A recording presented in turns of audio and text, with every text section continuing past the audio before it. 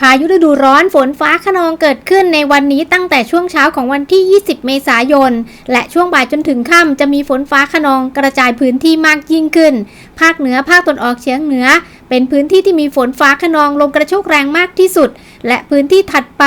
บริเวณภาคกลางภาคตะวันออกและภาคใต้